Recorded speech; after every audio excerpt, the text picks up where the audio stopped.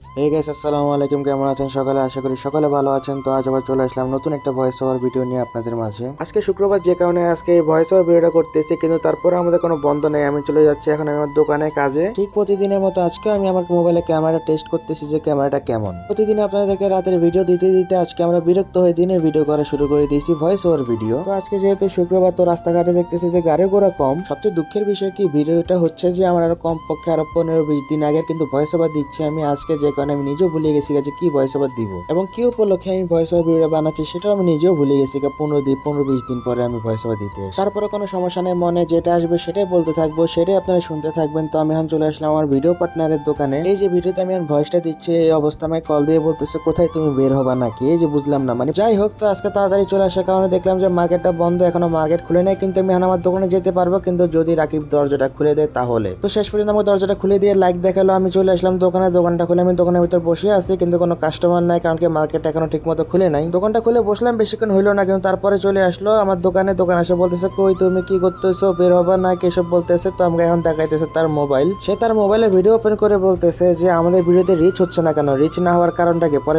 দেখলাম যে আসলে আমাদের ভিডিওটাই দেখতেছে। তারপরে একটু বের হয়ে গেলাম, ওর সাথে বের হয়ে একটু বাইরে হাঁটাহাঁটি করলাম। তারপরে মার্কেটে এখান থেকে একটা চা নিলাম, চাটা নিয়ে আবার আমি দোকানে চলে যাবো, দোকানে বসে বসে চা খাবো। তো আমি এখন চলে আসলাম দোকানে। দোকানে আসি বসে বসে এখন চা খাচ্ছি, কিন্তু এখনো কোনো কাস্টমার নাই, কাস্টমারের কটাও খুঁজে পাচ্ছি না। ইতিমধ্যে চলে আসলো मेरा भाई आके बोल रही है क्या कर रही हो तुम, कैसा हो तुम। मेरा भाई ने नया मोबाइल लिया है जिसका मॉडल है आईफोन 400। ভাই আসার পরে আবার আমি বের হয়ে গেলাম। বের হয়ে বাইরের ওয়েদারটা দেখতেছিলাম অনেক সুন্দর, আর আমার সামনে দেখে পুলিশ দাঁড়াই আছে। দোকানে একজন চলে আসলো কাস্টমারটা আসলে অনেক ভালো একজন মানুষ। ও হচ্ছে আমাদের দোকানের পার্মানেন্ট কাস্টমার, এবং কাস্টমার অনেক ভালো মানুষ, এবং কি আমার সাথে দুষ্টামি ফাজলামি করতেছে। ভাই মোবাইলে কথা বলতেছে আর কাস্টমার হাসতেছে, কারণ কি আমি ভিডিও করতেছি। তো ওর সাথে আবার বের হয়ে যাচ্ছে আমি নাস্তা খাওয়ার জন্য। আসলে রাকিব ভাইকে নিয়ে আমি যা বলবো তাই কম হয়ে যাবে, কারণ হচ্ছে যে সে কিছুক্ষণ পরে পরে আসি বলবে যে বের হবা বের হবা বের হবা, বুঝলাম না ওর কোনো কিছু, কোনো কাহিনী। তো এখন আমরা চলে আসলাম নাস্তার দোকানের সামনে নাস্তা খাওয়ার জন্য, এবং রাকিব ভাই আগে গেছে, বলতেছে আমার ভিডিওটা নাও তুমি, আমাকে ভাইরাল হওয়া লাগবে। আর প্রতিবারের মতো দেখলাম যে আজকেও ঠিক মতো নাস্তা নেই। আমরা যে নাস্তা খাওয়ার জন্য আসলাম সেই নাস্তা পাই নাই। আর এদিকে চা দেখি ভাবতেছি চাটা খাওয়া লাগবে, একটু আজকে মাথা ব্যথা করতেছে বেশি। তারপরে আমরা সিঙ্গারা, সমোসা এবং ছোলা বুট নিয়ে বসে গেলাম খাওয়ার জন্য। এরপর আমরা চা নিয়ে নিয়েছি। চাটা দেখছেন কত স্টাইলে কিভাবে বানাচ্ছে চাটা। আর চাটা খাওয়ার পরে একটা কথাই মনে পড়ে যে বাংলাদেশের টং দোকানে চা খেলে যে